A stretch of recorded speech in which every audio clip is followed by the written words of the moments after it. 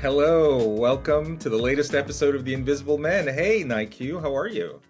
I'm well, Ian. Again, I'm excited this week because we've got someone that doesn't follow the rules, that It's does so, what's in the best interest of our country and accepts accountability and responsibility for that. So I am excited to learn more about Jorge and his journey. yeah, no, Jorge Elorza, you are a leader amongst leaders. And as NIQ says, someone who's running an institution that was willing to buck literally the party line. And we're going to learn a little bit more about Jorge and his organization, Democrats for Education Reform. But Jorge, welcome to The Invisible Men. It's an honor to be on here with you, Ian and IQ. Thank you for having me. Yeah, no, it's excellent, excellent. So we'll get into it in a little bit, but Jorge has been the mayor of Providence, Rhode Island. So he's run for elected office. No, that means he's truly a brave soul. And now he is the CEO of Democrats for Education Reform, which is a very important organization, especially within the Democratic Party, fighting oftentimes teachers unions and others that are opposed to school choice. But I'll let Jorge, give us a little bit more information on that. But Jorge, before we get to, the man you are now and all of your accomplishments, we'd love for you just to tell our audience a little bit about yourself. When you were younger, when did race become a thing for you? When was it evident that your skin color somehow mattered in a world that otherwise you thought was not a thing?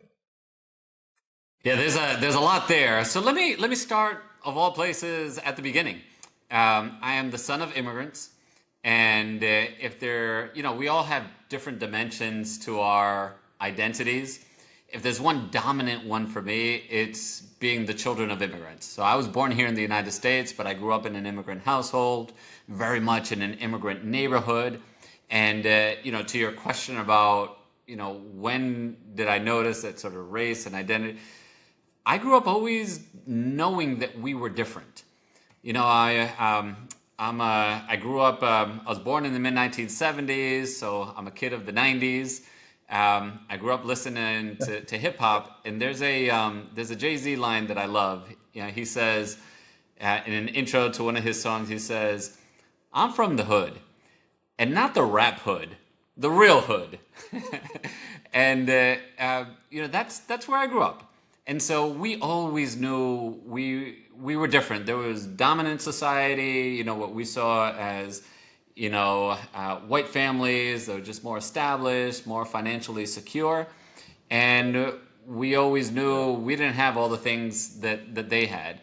And there weren't too many, white families in our neighborhood. We were almost all Black, Latino, and Asian. Where was this? Where was this? This Yeah, is where in was it? Providence, Rhode Island. Born and raised in Providence, Rhode Island. Okay. I grew up on the west end of Providence. If anybody knows it out there. But anyways, I grew up with one thing sort of embedded in my brain from my parents, and that's education, education, education. So my parents' story is the classic improbable immigrant story. Came to this country, literally crossed the border, undocumented, all that stuff.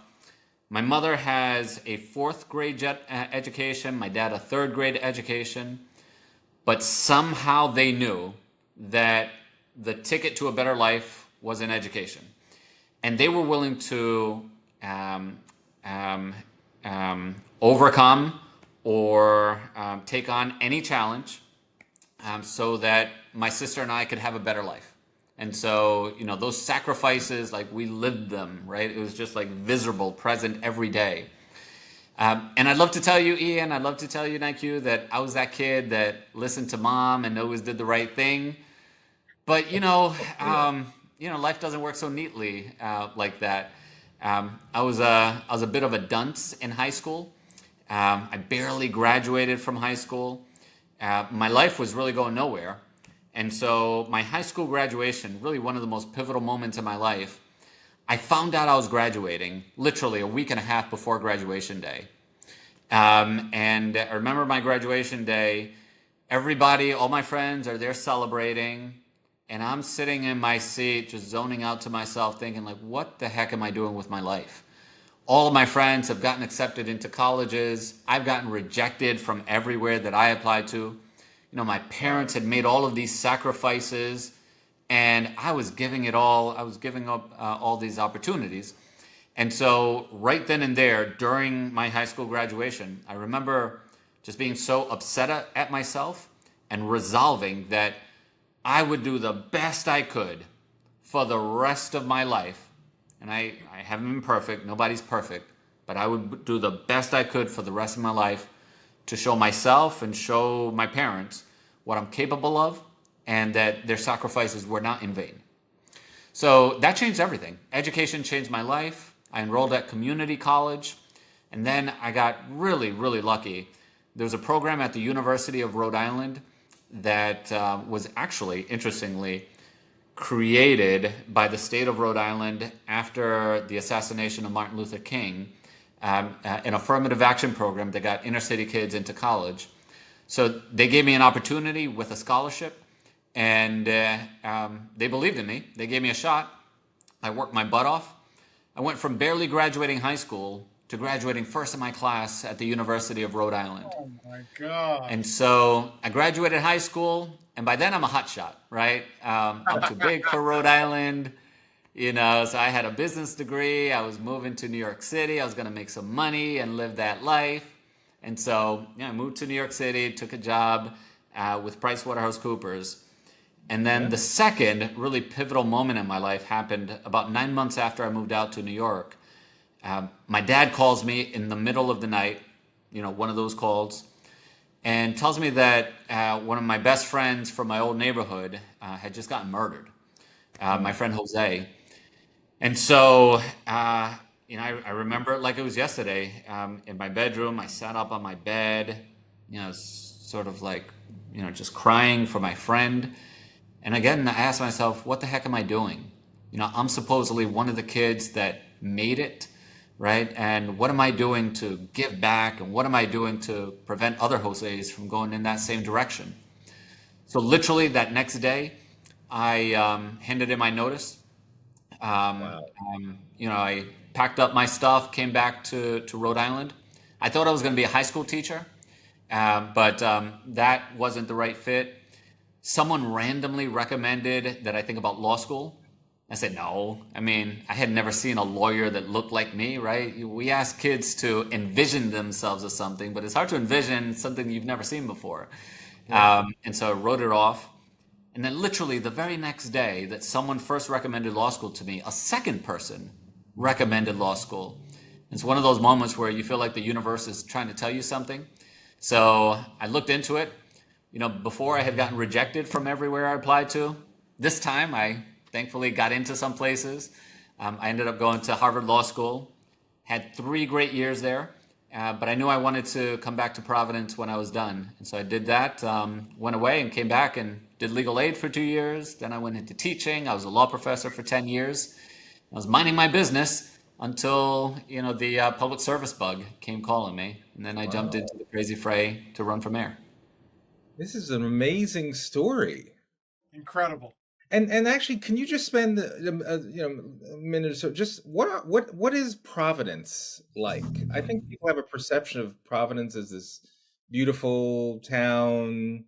There are mansions in Providence, but there's a lot going on in that city, is there not? Oh yeah, so it's an interesting city. I think that there are 3 dynamics to it that are really important. The first is we are a university city. So we have 7 significant colleges and universities operating in the city.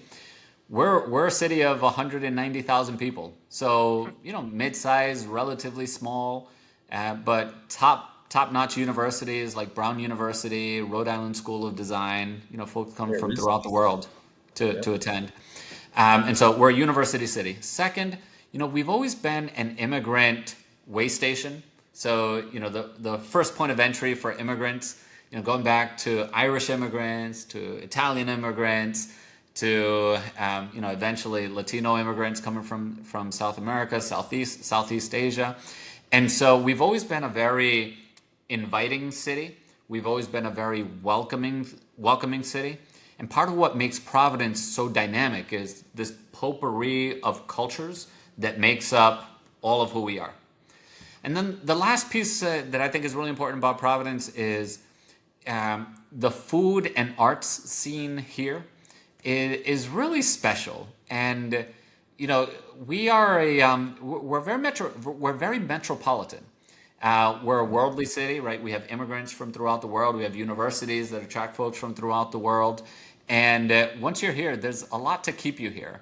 The neighborhoods are beautiful, but like we're rich in arts, culture, and our culinary scene is top notch. So you know, there's just as a city, it has a lot going for it. And you know, I'll tell you, there is nothing better in the world than becoming mayor of the city you grew up in. And I thankfully had that opportunity. So, Jorge, you know, Ian and I have the privilege of hearing these remarkable transformations that people undertake. And I always, every time I hear one, I'm like, how do we bottle that and put it in a juice? Like, if someone asked you, how did you make that decision to commit to excellence at the bottom, at your greatest failure? What is that, and how do we transfer that to young people? Yeah, that's a great question. So, um, yeah, like a few things come to my mind. The first is that, I think that if you talk to any successful person, the secret of their success, I think almost everyone will point to failures in their lives that, help them turn things around. Um, you don't have to hit rock bottom, but, getting your lumps along the way builds that grit and that sense of purpose that folks need. And so, when I talk to young people, I always encourage them to, frankly, always have your, your reach extend beyond your grasp. If you have never failed, it means you've never fully pushed yourself, and hence you've never realized your full potential. Um, I so failure, I think, is just a really important part of this, a really important part of this process. The second is broadening your horizons. In particular, when we talk to young people, we ask young people to make life charting decisions, at a stage where they just know so little about the world and everything that exists, and it's really important to commit yourself to expanding your horizons wherever it is that you are in life or your circumstances. Push yourself beyond what is comfortable and your usual. So you got to see the world. You really got to see the world and experience it. Then the last thing that really speaks to me, very much related to that, is with young people, there's so much of an emphasis on discovering who you are, or finding who you are. And I think that's really, really important, right? Be true to yourself, be honest, look in the mirror with honest eyes, and just understand who you are and don't compromise that. Just as important, I believe that we don't just find ourselves, we also build and make who we are. And approach life with the perspective that we are a glass that you know is not yet filled to the brim, and it's our experiences, it's our decisions that are going to determine who we become. And so let's be very intentional about that. Let's be very thoughtful about that, and leave space in who we are for unending growth. And so, that insight about not just discovering who you are, but building and creating who you are, I think is really important for young folks. Right. And Ian, just one more before we move to the next Yeah. section. There's so much to talk about. But Jorge, talk to us about how your parents felt when you became the mayor of their hometown. I mean, you can just imagine. I mean, they're like incredibly, incredibly proud.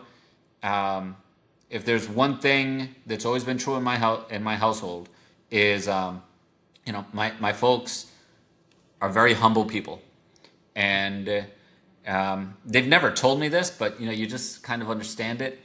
Doesn't matter your position or your title. If you come into our house thinking that you're better than anyone else in here or out there, you better think again, guy. And so that's just, that's Yeah. just that's just how we are. And you can imagine my parents never imagined that, that, I'd graduate college or go to law school or, name the thing up to and including becoming mayor. But I'll just give you this example, maybe shed a little bit of light into like how we are as a family. So my dad, he's one of the wisest and funniest men like you'll ever meet. Everyone loves my dad. So when I was like 11 or 12, I was really into sports cars and I wanted a Lamborghini.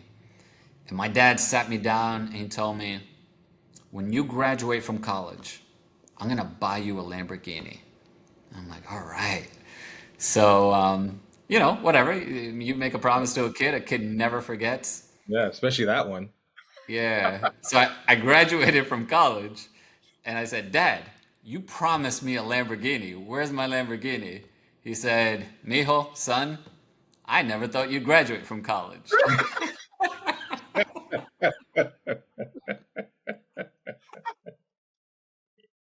So, that's the kind of, we keep it light in the family. That's great. And they're both still alive? They're both Both your still parents? alive, thankfully. Yes. Oh, that's beautiful. And so they're close by. They are Are they? close by and they are like the best grandparents that a kid could ever ask for. So they help a whole lot. In fact, I don't know how my wife and I would do it without the help of our grandparents. Yeah. Wow. Wow. Wow. Okay, so then let's talk about you were a professor of law for 10 years in Rhode Island. So were you recruited into mayor? Was there a big issue that you were frustrated by and you decided to raise your hand and say, I want to be the one to come help fix this? So I can't say I was really recruited, but I also can't say you know, that I was one of those folks that, I was born for this, right? It's just a matter of time. And in fact, the opposite. I'm I'm a deep introvert by nature. A very private person, and I was always hesitant to take on any public role. But what happened was, it was about 7 years into teaching, and the mayor at that time reached out to me and offered me a judgeship on the Providence Housing Court. Oh, wow. And I thought about it a great deal. I decided to accept the position. It was a part-time judgeship, and it was sort of my dipping my toe into the public service waters or public role. And this is in the middle of the foreclosure crisis. So there are abandoned properties throughout the city that have just been laying there vacant, blighted properties for years. Nothing was being done about it. And so I took the bench, and many of these cases came before me, and I got a taste of how much of an impact you can have in these public roles. And even though I was a law professor, I always like to keep one foot in the world of doing, and having a real impact on the world was just, absolutely sign me up. So I did that for about 3 years, and then it turns out that the next mayor, he was not going to run for reelection. He was going to run for governor. He had been the housing court judge before me. He stepped down to run for mayor, and a lot of folks compared us and said, "Well, you're the housing court judge now. You could step Right. down and run for mayor." So folks started reaching out, and I really wasn't very interested at first. But then it's actually schools and education that did it for me. I ran for office because I wanted to transform the schools, right? I talked about my friend Jose and the path that he went down. I have so many stories of incredibly like bright and talented friends I grew up with, but they went to a different high school. Their lives went down a different path, and and they found themselves in really tough shape, really tough circumstances. And I wanted to do what I could as mayor to make sure that every young kid would find success and be exposed to opportunity, not as a matter of overcoming every obstacle, but as a matter of course, just what we would expect, for every young person. And so it was really my interest in addressing education policy here in Providence that led me to step down from my job. I stepped down from my faculty role and jumped into the mayor's race. Got it. And was it a tough race? Like how did you blow out your competition? Hardly. It was totally naive, to be honest with you, Ian. I didn't know what I was jumping into. Um, but sometimes you got to shoot your shot and just trust that you'll figure it out as you go. And so, I built a team. The fundraising is always a challenge. I did all the fundraising work, and I was able to just capture the imagination and recruit a lot of young people onto my team as volunteers, and develop a vision for the city that resonated with our residents. And so I was able to win, and then I got reelected 4 years after that. And then I wish I could have signed up for one more term. I was term limited, so I couldn't run. But I spent Oh, I 8 amazing years in office and loved every second of it. Wow. Okay. Got it. Okay. Excellent. Excellent. So then, all right. So Providence, Rhode Island, but your vista started to expand. Your interest in education clearly ventured beyond what you were seeing in your hometown.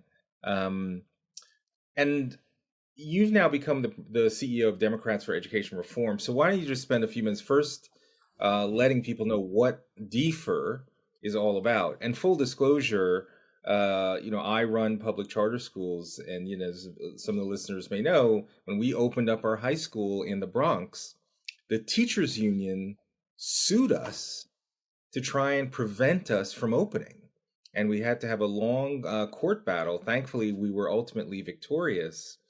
But there is this influence of the teachers union in particular that I know DFER's origin story um, is very connected to, in trying not to let the power of teachers unions have such outsized influence, particularly in the Democratic Party. So tell us a little bit more about DFER, and then some of the things you're working on now.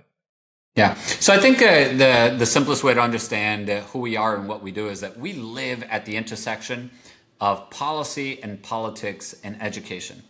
And what we do is we build relationships with elected officials, and we find folks who want to lead boldly on education.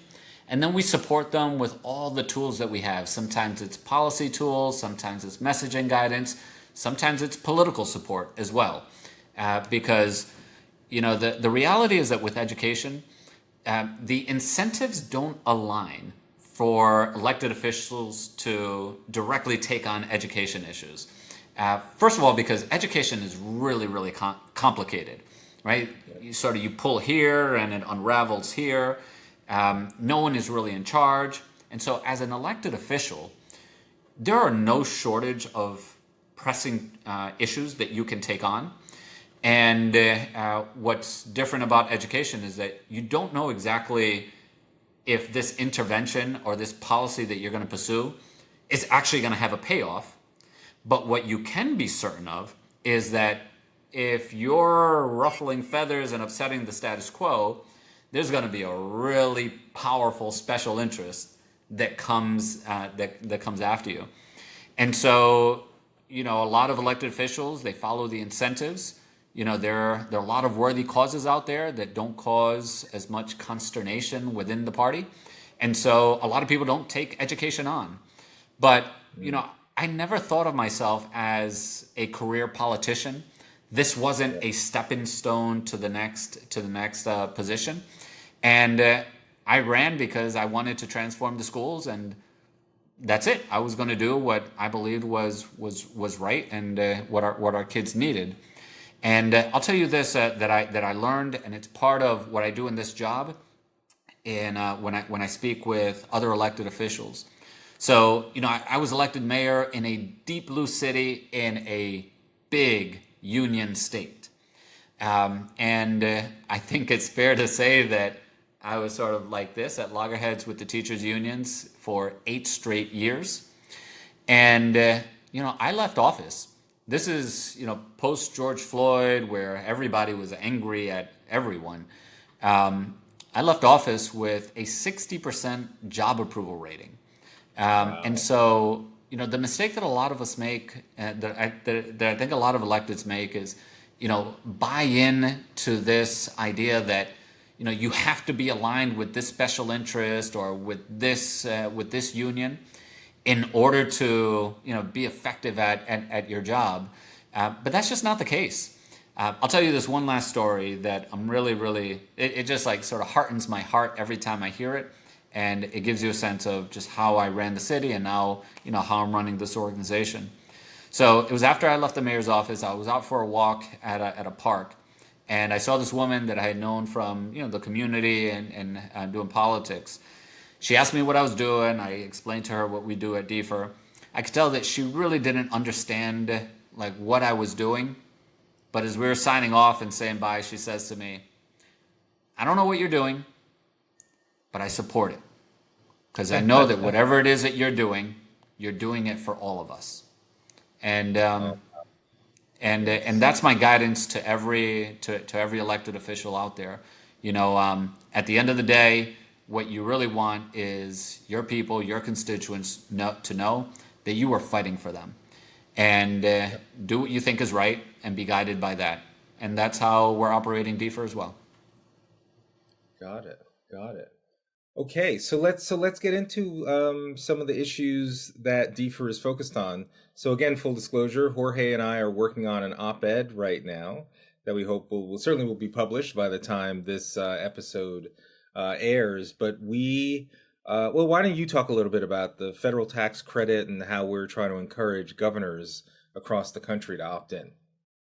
Yeah, if I could just give a little background, so even before we get into this actual like new bill, um, look, when I became mayor, I didn't come in waving the ed reform flag, uh, and I didn't because I didn't even know what ed reform was.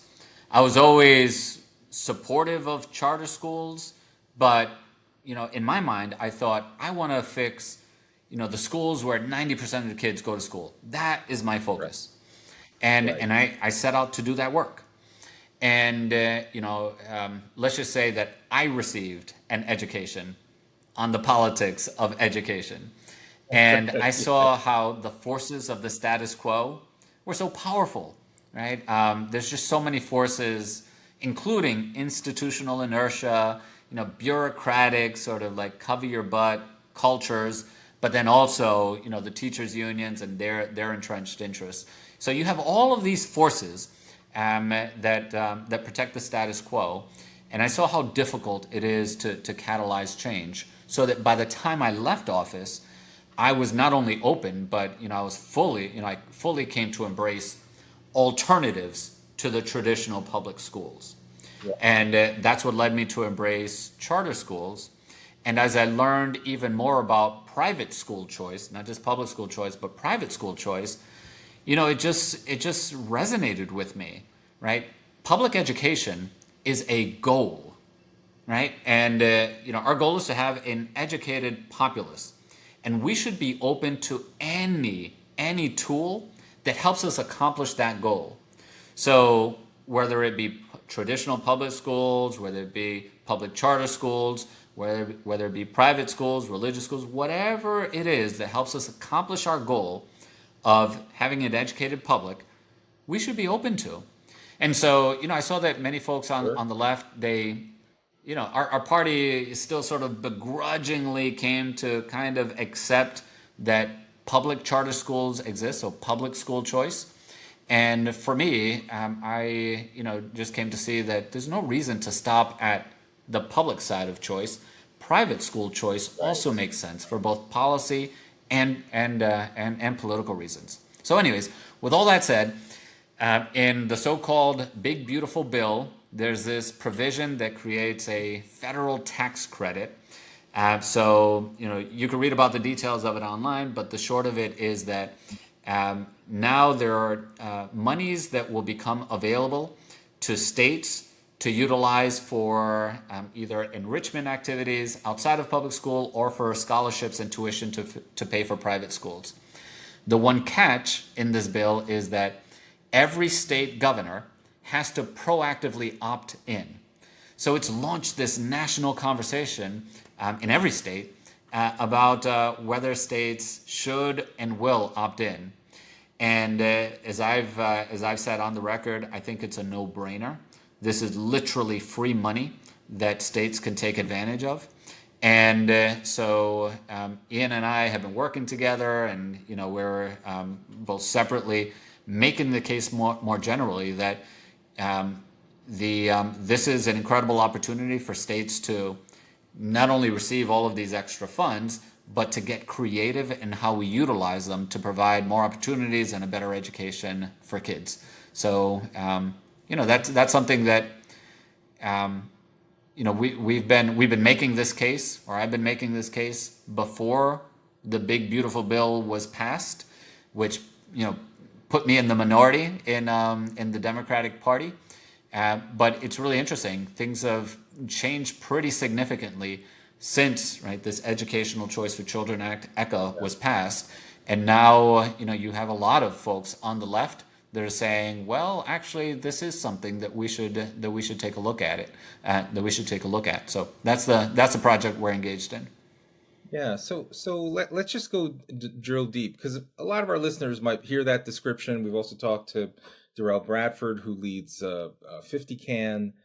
What would be the rationale for someone to be opposed to this, right? As you just laid out, there's philanthropy. People are able to make donations to scholarship generating organizations.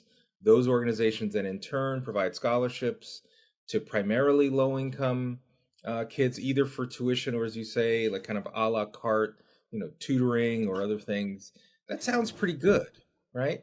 What would be the reason that someone legitimately is against this? So yeah, you mentioned rationale. So rationale implies reason. So that we're talking about like using logic. There is no reason to be against it. Now there are interests that are against it, and so of course, labor, public teachers unions, they have come out against it for the same reason that they've come out against public charter schools. This is really important to understand about teachers unions. I'm not talking about teachers. Like, teachers are some of the most good-natured, good-hearted public servants on this earth.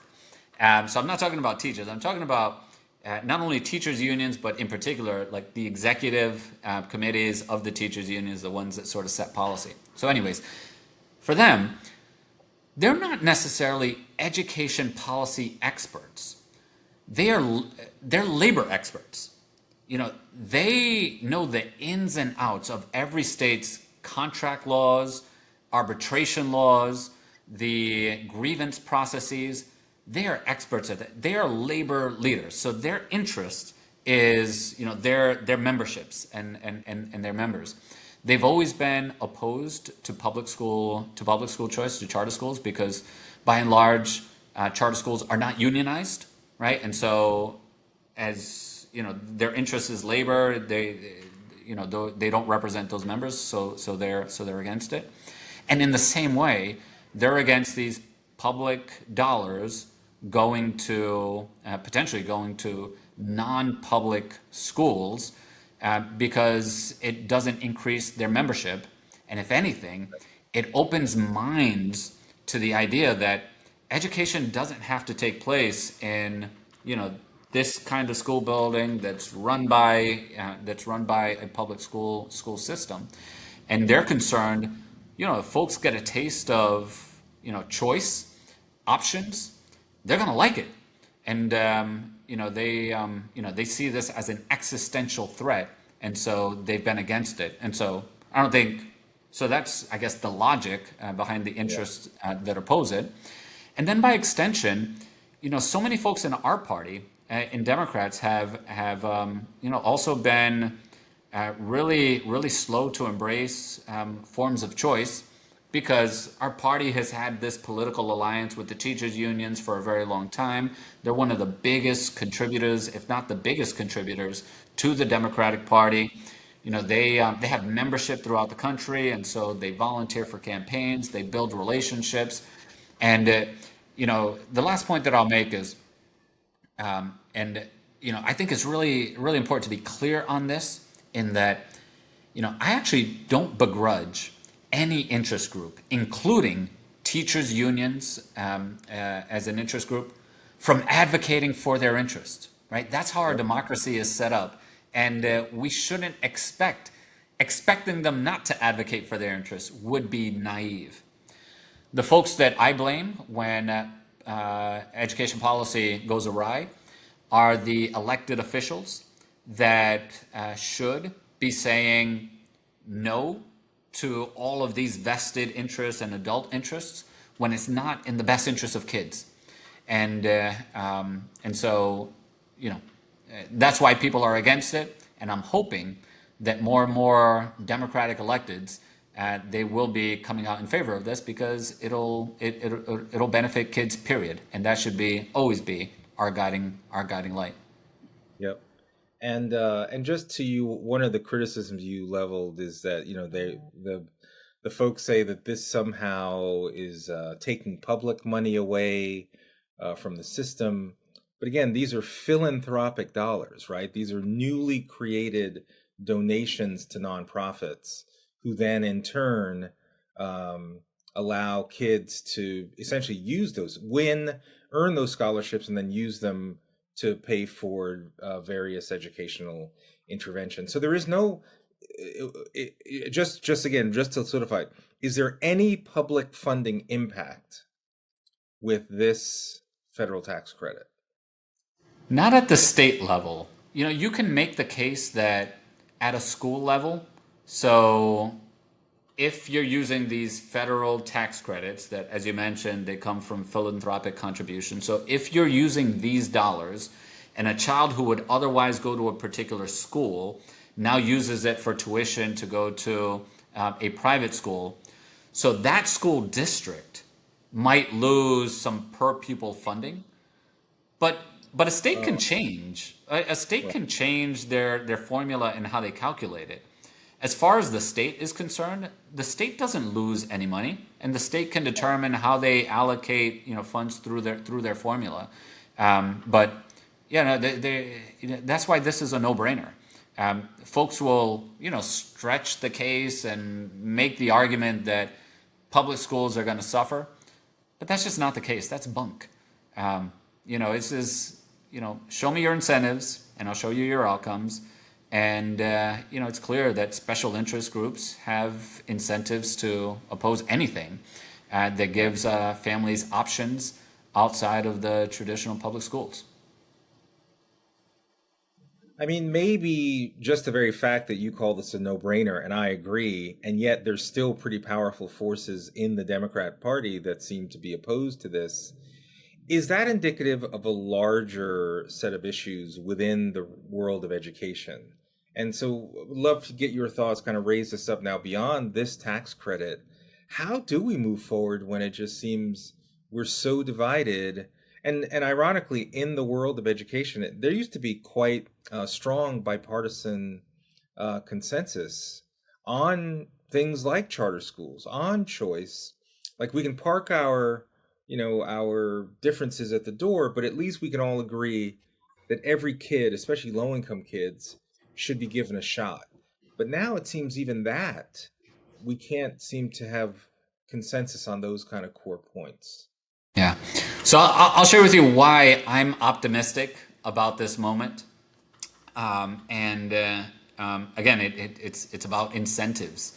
So schools have been underperforming for a very long time.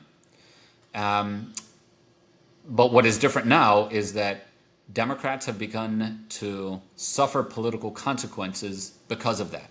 So, for example, 10 years ago, Democrats were considered the undisputed party of education.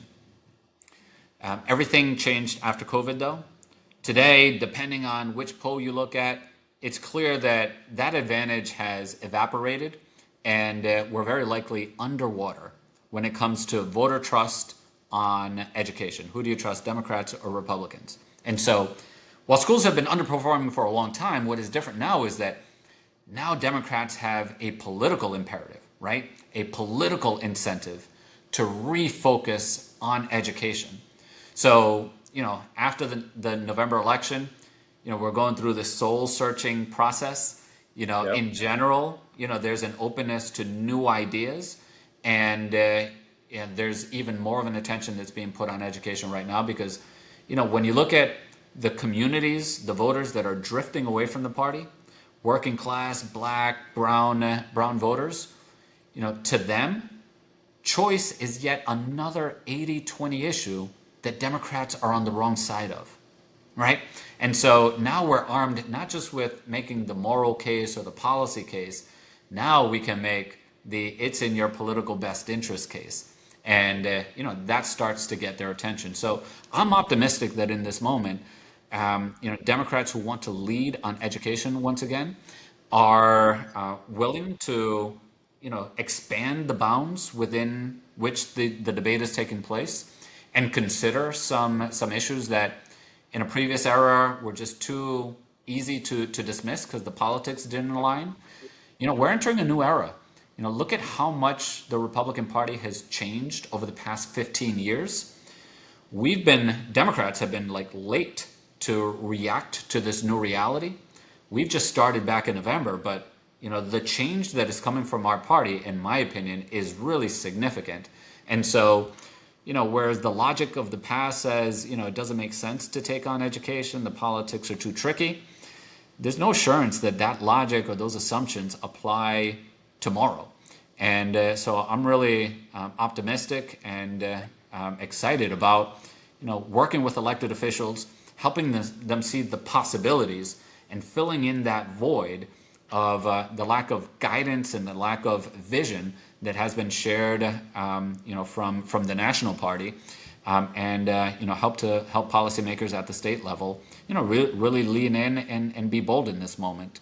There is, this, if there ever was an anti-establishment moment where folks are distrustful of existing institutions and want something new and different, it's now. And I think it would be wise for Democrats to capitalize on that. Okay.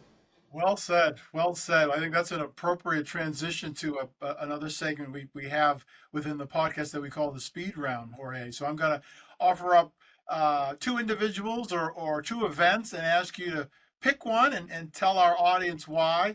Some are fun, some are a little bit tough, but we'll start with our go-to, which is Malcolm or Martin. Malcolm. Tell us why. He had. Martin Luther King was really amazing. What I always appreciated about Malcolm X was, first of all, his story, his background. Talk about hitting rock bottom and that inspiring you forward. I've always, and we're just talking at the margins here, but I always sense that Malcolm X just spoke in a more direct way to the realities that folks faced in their everyday lives, and um, Martin Luther King. I mean, he was just so inspirational, so aspirational. Um, but I always felt that Malcolm just had a way of speaking to lived experiences Mhm. in such a deep way, and he always just resonates. Maybe sort of like a slight tick and notch with me Yeah. above MLK. Understood. This one is based a little bit on some insights I have on some of your hobbies. So, Tour de France or World Cup? Oh, World Cup. Oh, absolutely, World Cup. You know the what I love about the World Cup is you got to root for one team, and you can root for a different team like every time, but like you got to really, really want them to win, and then a goal just counts for so much, so that when your team is close, it's so exciting. When the other team is close, it's so nerve wracking, and so you just got to emotionally live these games, and so World Cup. And the last one may be tough. I don't know, but President Obama or President Clinton? Huh, Obama, hands down. So Oh, President Obama he's the reason I got involved in politics. I had never really paid much attention to politics, but his 2008 election was the first one that I followed like from beginning to end. And what I what I learned from Obama was this sense that there was actually a place in politics for like good-hearted, well-meaning, like honest, conscientious people, and he brings out the best. He's always brought out the best in us. So he very much inspired me to even consider a life in public service. So hands down, my favorite politician of all time, President Obama. Amazing. wow. Of all time. That's significant. Well, I guess I'd have to ask, it is interesting these days to look at the Democrat and Republican Party. As you say, they both have changed so dramatically. And obviously, Trump is an outsized figure in the Republican Party. But what do you think of these numbers of the Democrat Party that are so low? Lowest popularity levels.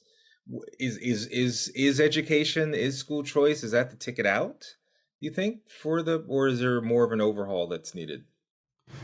Yeah, no, Dems have serious, serious challenges. So, we've only look we become a party of the elites, and we become a party of powerful special interests at a moment when people are as anti-establishment and thirsty for change and something new as we're ever going to experience. So there is this populist moment, probably a global populist moment that we're living through, and we've been caught flat-footed by it. Think about how much the Republican Party has changed over the last 15 years, right? The party of Trump has almost nothing to do with the party of Ronald Reagan, just 15 years ago, where Republicans were. And I think it's reasonable to expect that the kind of change that Democrats have to go through, it's going to be a very messy, messy period. It's going to take some time, but I think that we are due for a really significant change in who we are, and I think like a public intellectual that perhaps my favorite public intellectual is David Brooks, and he made a great point recently where he argues that Democrats were still approaching this from a Clinton, Obama, Pelosi, Biden worldview. And what is required is just a whole different approach to what we do. And expecting a leader from the existing infrastructure, someone who has Right. excelled in it, someone who has benefited from it, someone who is of it, expecting them to deliver us out of this is probably unreasonable. And Yeah. very likely what's going to be required is an outside voice or a series of outside voices that can steer us in a new direction. So as much as I'm looking for who's going to lead our party, More so, I'm looking at like who's going to transform our party, who has the capacity to transform like what we stand for, even at a cultural level. And I'll just leave it with this point because at a certain point it's about policy, but you know, I think that you know policy and politics is downstream of culture, Yeah. and there is something at the world view level that Democrats have to reconcile or address, and I'll relate it to education. There's so much in the current debate about what kind of accountability are we going to place on these new and innovative models, and I get what that comes from. As Democrats, we look out for the little guy, and it's almost embedded in us, deeply ingrained in us that you look out for the little guy by protecting them. And I think that there's something really powerful to be said about looking out for the little guy by empowering them, by giving them agency. That's a very different approach than we take. But it's a different, frankly, view of human nature. And Yeah. I told you, I'm from an immigrant community, and look, I'm not ascribing any sort of normative beliefs on this. I'm just describing the world the way it is. Within our culture, in Latino culture and immigrant culture, I think every immigrant is like this. We don't see ourselves as victims, right? We see, talk about like, crossing the border, you know, Yeah. you Seriously. know, taking on and willing to absorb any sacrifice, whatever is necessary. This idea of, you're actually very powerful, and there's agency in that. That's something that we need as a party to do a better job of tapping into. And I feel as though we don't sometimes. So to put the bun on this, Ian, we both believe in school choice. And, I believe that, what happens when you give people when you empower people to make decisions over their own lives, they make good choices. They make the choices that are right for them. And Right. we should lead with that generally as a party. Yes. And there's dignity in affording people those opportunities, right? So, I mean, Jorge, when you were thinking about the leadership of the Democratic Party going forward, I hope that you are looking at the man in the mirror. If I echo Michael Jackson, that was really phenomenal. Well, well, then let's close with you maybe now imparting wisdom. You've just given a roadmap for the Democratic Party to think about. Let's make it more personal and connect these ideas of agency and dignity and not being fearful and not seeing yourself as a victim to Daryl, 16-year-old black kid living in forgotten USA who unfortunately hasn't, unlikely has had the benefit of meeting people like you, Jorge, who has this outsized vision of what can be accomplished. What would you tell Daryl about navigating his way in our country when he's got this perception that, the systems are rigged against him? Man, 16 years old. There's just so much. I don't know. This is my best attempt at imparting deep wisdom. If he's 16 years old, I would tell him to think back to when he was 12 years old. 4 years have passed. And my guess is that he would say that he has changed profoundly in those last 4 years. He's just grown as a human being. He has a better understanding of the world, and he's just grown a great deal. Well, I would tell him that in the next 4 years, from 16 to 20, he is going to grow and change just as much. The next 4 years, 20 to 24, he's going to grow and change just as much. And this is going to happen every 4-year period, maybe for the rest of his life. And I would tell them to just chew on that and lean into it. There it is. Okay. Well, Jorge, thank you so much for sharing your words of wisdom. I'm so inspired that you are leading DFER.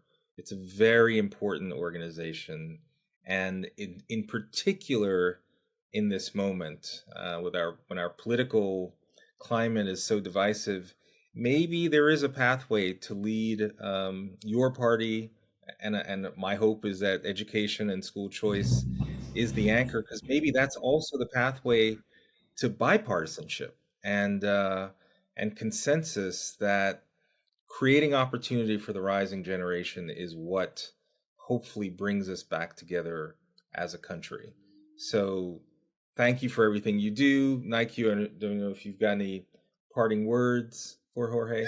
In this case, I do. I mean, Jorge, what a pleasure. You know, you are yet another example of why this country is so magnificent.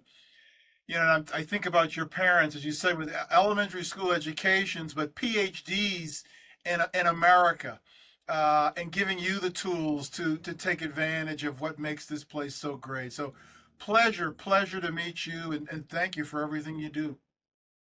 Thank you. Been an honor being here. All right. All righty. Thank you. And for our listeners, thank you for joining us for another episode of The Invisible Men. Other episodes can be seen at www.invisible.men. We're also on Spotify, Apple, wherever you listen to podcasts. And so until next time, and thank you, Jorge.